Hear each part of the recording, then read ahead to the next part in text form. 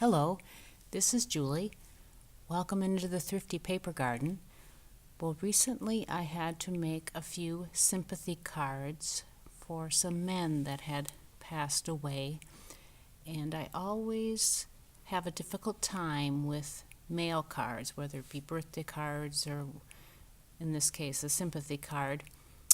And with sympathy cards, I didn't want to use the darker colors. I just wanted to use some muted colors, and I like things to be a little uplifting, and so I didn't want to be too somber, but I made this card and I used Spellbinders, and even with the Spellbinders, some of their nestled dies are a little bit more feminine or more loopy or look floral.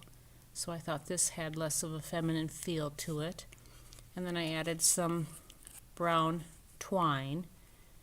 And the sentiment was from an old Stampin' Up set. It says, "With heartfelt sympathy."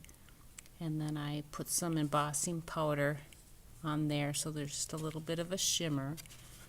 And on the inside, Your loved one will always be as close as a memory, and the God of all comfort as close as a prayer. So I made that, and actually the paper I chose I found this at Tuesday morning, but it was a fall stack. And so I kind of liked the muted fall colors versus the grays and blacks that I normally use with sympathy cards for when men have passed away. So just some of those colors, and I kind of liked how it was just a little bit,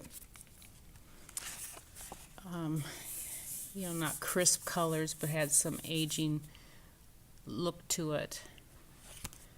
And then the twine was actually some hemp that was in muted colors.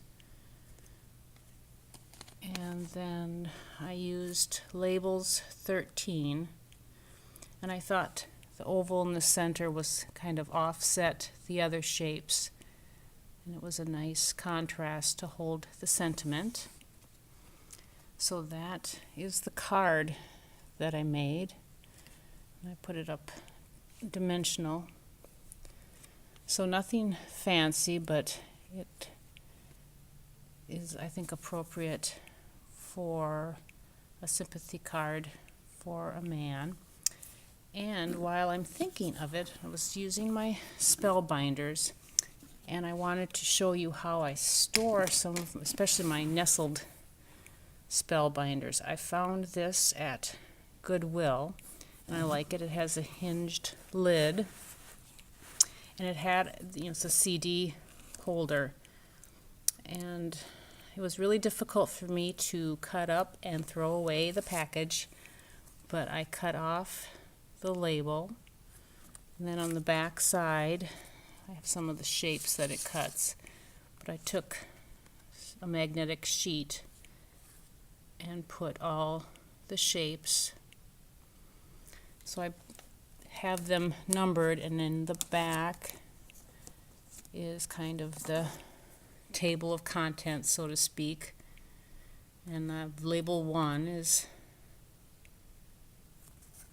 on page number 1. Labels 4 is on page number 3, and then this number is how many dies are in each of the sets. So I have a couple of those, but most of the nestled dies seem to fit real well in this package. They're just about the right size. So that is how I store some of my Spellbinders dies, and I just wanted to show you this card to help anybody else out that has a difficult time with male sympathy cards. So thanks for stopping by. We'll talk to you later. Bye.